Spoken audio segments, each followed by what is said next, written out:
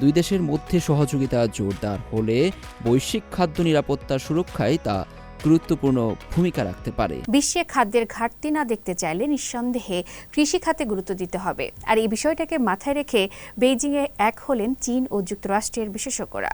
জলবায়ু পরিবর্তন ও সরবরাহ শৃঙ্খল ঘিরে ক্রমবর্ধমান অনিশ্চয়তায় তাদের কপালে গভীর চিন্তার ভাঁজ।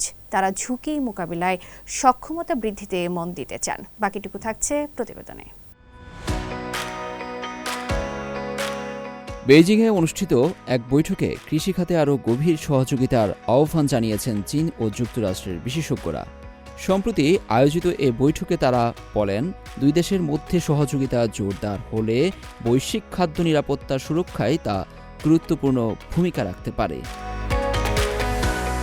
কৃষি সহযোগিতা গভীরতর করা, খাদ্য নিরাপত্তা নিশ্চিত করা প্রতিপাদ্যে এ অনুষ্ঠানে কৃষি পণ্য বাণিজ্য, সরবরাহ শৃঙ্খল, টেকসই উন্নয়ন এবং নতুন প্রযুক্তি নিয়ে আলোচনা হয়।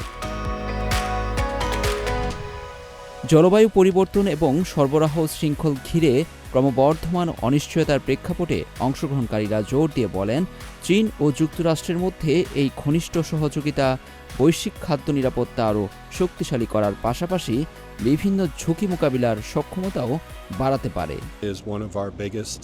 আমরা আশা করি চীন ও যুক্তরাষ্ট্রের কৃষি খাত একে অপরের কাছ থেকে শিক্ষা নেবে এবং সহযোগিতা আরও গভীর করবে। চীন, যুক্তরাষ্ট্র সহ বিভিন্ন দেশ বিপুল পরিমাণ কৃষি পণ্য আমদানি করে। একই সঙ্গে আমরা চাই আরও বেশি উচ্চমানের চীনা কৃষি পণ্য বিশ্ববাজারে পৌঁছাক। এজন্য চীনকে কৃষিখাতের আধুনিকায়ন ও উন্নয়ন অব্যাহত রাখতে হবে।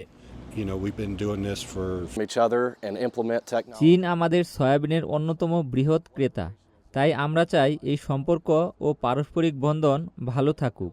আমরা গত ৪৪ বছর ধরে এখানে এ কাজ করে আসছি এবং আমরা চাই গড়ে ওঠা এই সম্পর্ক ও বন্ধুত্ব অটুট থাকুক। আমরা একে অপরের কাছ থেকে শিখতে পারি এবং প্রযুক্তির আরও কার্যকর ব্যবহার নিশ্চিত করতে পারি। তাই সহযোগিতা অত্যন্ত গুরুত্বপূর্ণ। আর তা সম্ভব হয় সুদৃঢ় সম্পর্ক গড়ে তোলা এবং পারস্পরিক আস্থা সৃষ্টি করার মাধ্যমে। অংশগ্রহণকারীরা জনগণের মধ্যে পারস্পরিক বিনিময়ের গুরুত্বও তুলে ধরেন। তারা বলেন, বিশেষ করে তরুণ প্রজন্মের মধ্যে যোগাযোগ ও সম্পৃক্ততা বাড়লে পারস্পরিক আস্থা গড়ে উঠবে এবং ভবিষ্যতে নতুন নতুন সহযোগিতার সুযোগ সৃষ্টি হবে। লুৎফর কবির, সিএমজি বাংলা।